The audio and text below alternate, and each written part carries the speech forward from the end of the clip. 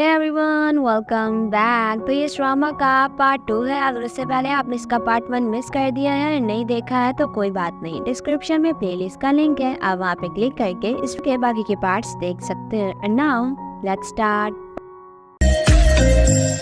Part 2 की starting में हम देखते हैं कि लिया वहाँ से उठ जाता है और नियान से कहता है कि एज अ टेक्निकल डायरेक्टर तुम्हें अपने प्रोजेक्ट के पैटर्न्स के बारे में तो कुछ पता ही नहीं है, जिसपे नियान कहती है कि तुम्हारी वजह से हुआ है, और फिर कहती है मतलब तुम्हारे सडन विजिट की वजह से हुआ है। नियान लियाओ से पूछती है कि क्या तुम मुझे बता सकते हो कि इस बार हम ये रिव्यू पास कर पाएंगे या नहीं। तो लियाओ कहता है कि तुम्हें क्या लगता है। नियान कहती है कि प्लीज बताओ। तो लियाओ मना कर देता है। तो नियान कहती है कि मैंने तो अभी कुछ कहा भी नहीं था।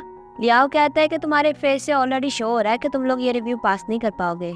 नियान उसे कहती है कि देखो, पहले मैंने किसी और की आइडेंटिटी से तुम्हें अपना नाम फैंग बताया, चलो वो तो मेरी मिस्टेक है, लेकिन हमें अपने पर्सनल ग्रजेस को अपने ऑफिशियल बिजनेस को इफेक्ट नहीं होने देना चाहिए। जिस पे लियाओ कहता है कि अगर तुम ये प्रोजेक्ट का रिव्यू पास करना चाहती हो तो प्रोफेशनलिज्म यूज करो। लियान को तो गुस्सा आ रहा था, तो कहती है कि देखो, एक्चुअली में ये मेरी जॉब नहीं है और तुम्हें नहीं लगता तुम मेरे लिए मुश्किल कर रहे हो। तो लियाओ कहता है मैं सिर्फ रिव्यू के लिए रिस्पॉन्सिबल हूँ, प्रॉब्लम्स को सॉल्व करना मेरी जॉब नहीं है। लियान कहती है ठीक है, मैं जा रही हूँ, अब मैं और यहाँ पे नहीं रुकूंगी। लियान जाने लगती है तो लियाओ से कहता है कि इतनी आसानी से गिव अप कर रही हो। लियान उसे कहती है कि बताओ कि हम लोग रिव्यू को कैसे पास कर सकते हैं। फिर हम देखते हैं कि लियाओ नियान को प्रोजेक्ट के बारे में समझा रहा होता है, बट नियान का ध्यान ही नहीं होता। तो वो उसे हिट करता है और कहता है कि कहाँ पे देख रही हो तुम। नियान कहती है सुन तो रही हूँ, हमेशा मारते क्यों हो मुझे। तभी हम देखते हैं कि वहाँ पे मैनेजर आ जाता है। लियाओ उससे कहता है कि तुम उससे रिव्यू के बारे में कुछ भी पूछ सकते हो, ये सच सच बताएगी।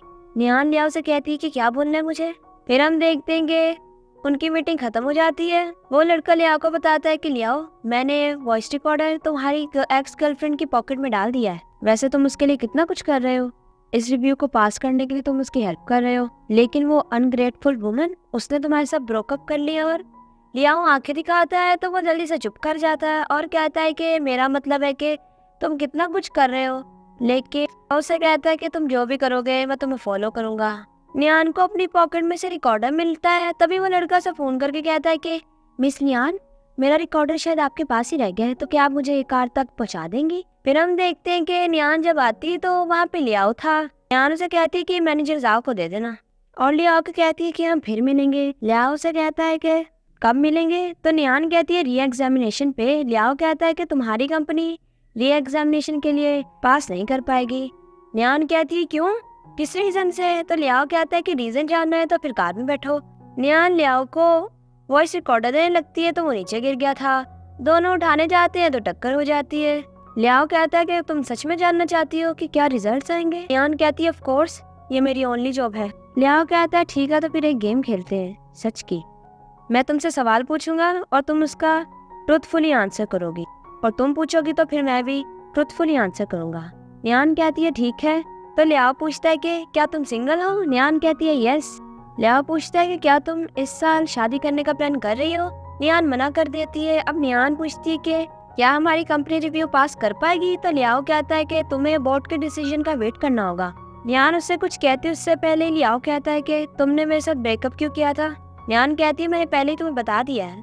लियाओ कहता है कि तुमने झूठ बोला था मुझसे और मैं सच सुनना चाहता हूँ। नियान कहती है कि लियाओ इतना टाइम हो गया लेकिन अभी भी तुम्हें उसी रीजन की पड़ी है। क्या उसका रीजन ये है कि मैंने तुम्हें पिछली बार शेमलेसली खुद ही चेस किया था और फिर तुम्हें प्रपोज किया और फिर बाद में तुम्हें छोड़ भी दिया, और इसी चीज को तुम एक्सेप्ट नहीं कर पा रहे हो। लियाओ कहता है कि तुम रूल्स को तोड़ रही हो, मैंने कहा था कि हमें सिर्फ सच बताना है। नियान लियाओ से कहती है कि इतने साल हो गए लेकिन तुम बिल्कुल भी नहीं बदले।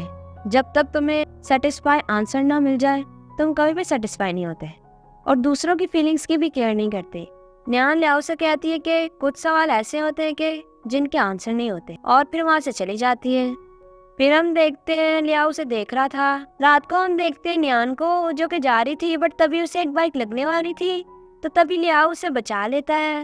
वो आदमी तो लियाओ से कहता है कि ये फ्लावर अपनी गर्लफ्रेंड के लिए बाय कर लो, करोगे ना। नियान कहती है कि सर आपको मिसअंडरस्टैंडिंग हुई है।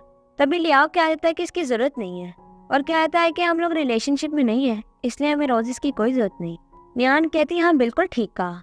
नियान तो गुस्से में यहाँ पे कह देती है कि आप हमारी ये पेरेंट्स से जज नहीं कर सकते, हम लोग हाफ सिबलिंग्स लग रहे हैं, डिफरेंट फादर और मदर से। वो आदमी तो वहाँ से निकल लेता है और कहता है कि कहीं पागल तो नहीं है ये लोग। फिर हम देखते हैं कि नियान कहती है लियाओ से मिस्टर लियाओ, हम लोग सेम वर्ड से नहीं हैं, तो हमें एक दूसरे से डिस्टेंस रखना चाहिए। लियाओ कहता है कि पहले तो नहीं कहा था तुमने कि हम लोग सेम वर्ड से नहीं हैं।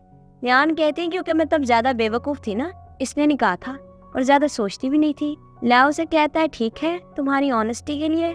नियान कहती है तो भी मैं चलती हूँ। फिर हम देखते नियान जाने लगी थी तो लियाओ से रोक लेता है और नियान गिरने वाली थी बट एक्सीडेंटली लियाओ के ऊपर ही गिर जाती है। दोनों की टक्कर होती है और सीन कुछ नर्वस सा बन जाता है और इसी के साथ पार्ट 2 का यहीं पे एंड हो जाता है। Thanks for watching.